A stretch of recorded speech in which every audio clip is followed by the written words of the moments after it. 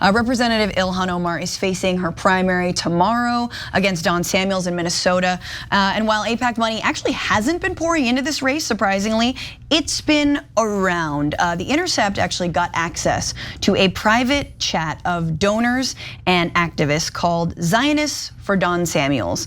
And they are boasting about some of the last-minute funding hauls and also floating some wild and very anti-Semitic strategies for beating Representative Omar.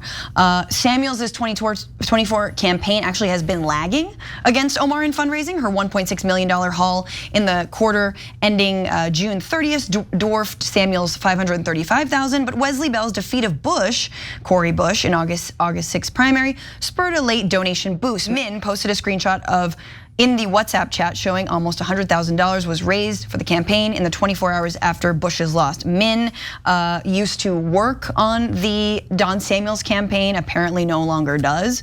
But who are these people who are in this chat? Members of the Zionists for Don Samuels group hail from various locations, some from Minneapolis, others based in New York, Puerto Rico. Some have supported former President Donald Trump and other Republicans. Others are regular Democratic donors who've expressed disillusionment with the party over Israel. You know, we're just not getting the weapons fast enough over to them. But one of those people, again, Alexander Min, sent this to that group chat. Hi, everybody. My name is Alexander Min. I work for the campaign. We all have the power to help get rid of the squad and public enemy #1 to the Jews, Israel, and America, Ilhan Omar. Spoken like a Republican, even though, is he? No. Apparently, again, he no longer works for it, but the big kicker is this. One of the participants in this group chat is named Michael Sineski. He's a wealthy entrepreneur. He helped raise $120,000 for Samuels back in 2022 via his super PAC Make a Difference that was also used by AIPAC to bundle $350,000 to Samuels, an additional $350,000. And he had an incredibly messed up little thought experiment here. He sent this out to the chat. He said, quote, "The bottom line is, and it's a sad one, we need to be supportive on a presidential level of the alt-right Christian neo-Nazis at the moment, like Ukraine." Not sure what that means. "To fight off these socialist Marxist anarchists who are supporting radical Islam. Nazis are better than Islamic terrorists at this moment in time for president. On a state and city level, it's different as with proof with us supporting Richie and Fetterman, Richie Torres and John Fetterman, obviously, a reference to Pennsylvania Senator John Fetterman, obviously, and his incredible support for this genocidal regime.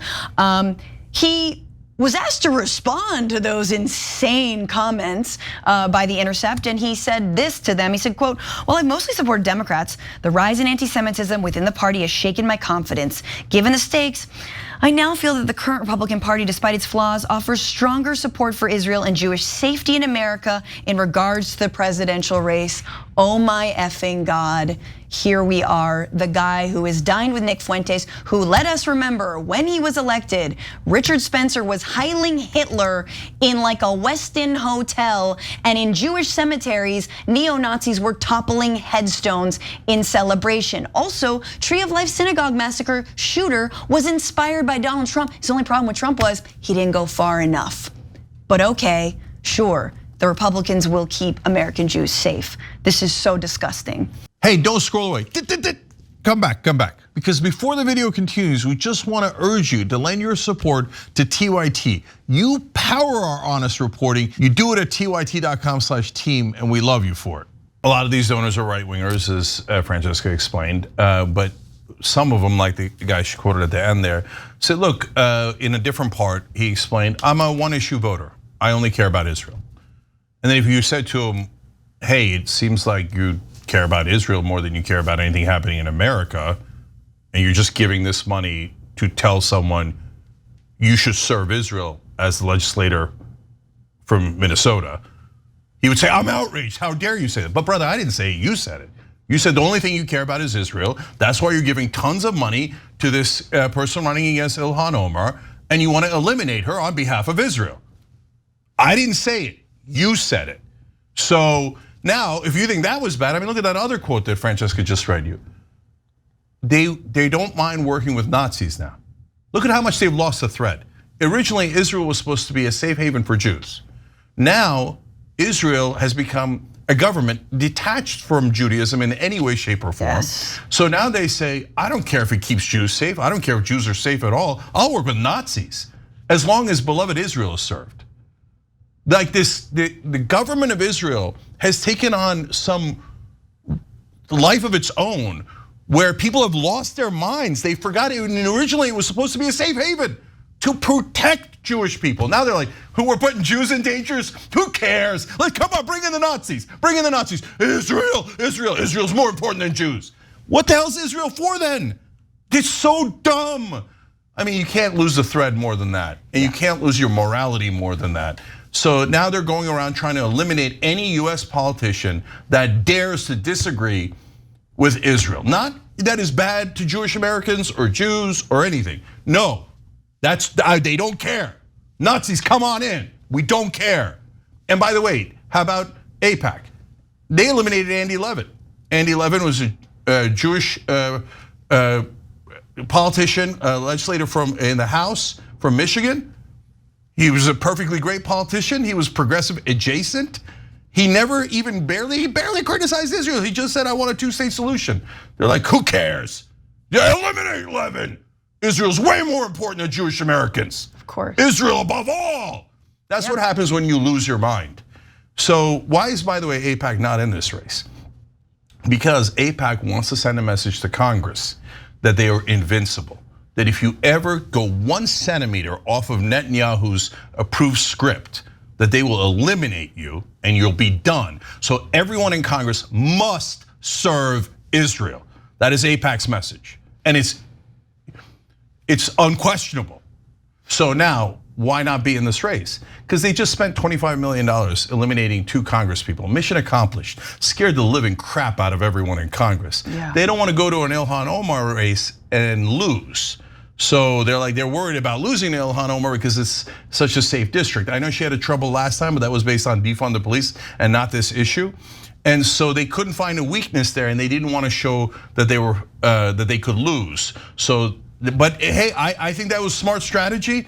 Right now, every member of Congress will do anything. Not any member of Congress. Thank God for the Just Democrats and Bernie Sanders and others that are strong and defy AIPAC, Jamie Raskin, et cetera, right? But the rest of them, 80% of Congress would lick the boots of AIPAC in public and do it proudly and go, did I do a good enough job? Including, by the way, as you notice, Richie Torres and Fetterman. Did you notice that little Easter egg in there? How they bragged about how we have these boys, Fetterman and Torres, who are puppets. Yes. And we sick them on people. And so, well, thank you for giving away the gift. Just lastly, the way they sick them on people is John Fetterman being, sicked on the pro-Palestine / anti-genocide demonstrators. Remember this tweet that he had? I fully agree with the White House. These protests are anti-Semitic, unconscionable, and dangerous. Add some tiki torches, and it's Charlottesville for these Jewish students. That was about the Columbia protests. Oh, no. But now, pro-Zionist groups, pro-Israel groups love Charlottesville. So long as it means they're Christian Zionists, right? Christian Zionists who are like, yeah, get all the Jews, over to Israel so that, Jesus come back and then a third of you will like perish or convert. I don't know, who cares? You convert or die, it doesn't matter. Just, so that is them openly embracing it. It is disgusting, it is a slap in the face. And to all the liberal Zionists out there, look at the bedfellows that this issue has created. And look at all the other American Jews who are leading the way for peace in this country. And understand, this has nothing to do with anti-Semitism. It has nothing to do with keeping American Jews safe. It has to do with propping up a murderous regime in Israel. Thanks for watching The Young Turks, really appreciate it. Another way to show support is through YouTube memberships. You'll get to interact with us more. There's live chat emojis, badges. You've got emojis of me, Anna, John, JR, so those are super fun. But you also get playback of our exclusive member-only shows and specials right after they air. So all of that, all you gotta do is click that join button right underneath the video. Thank you.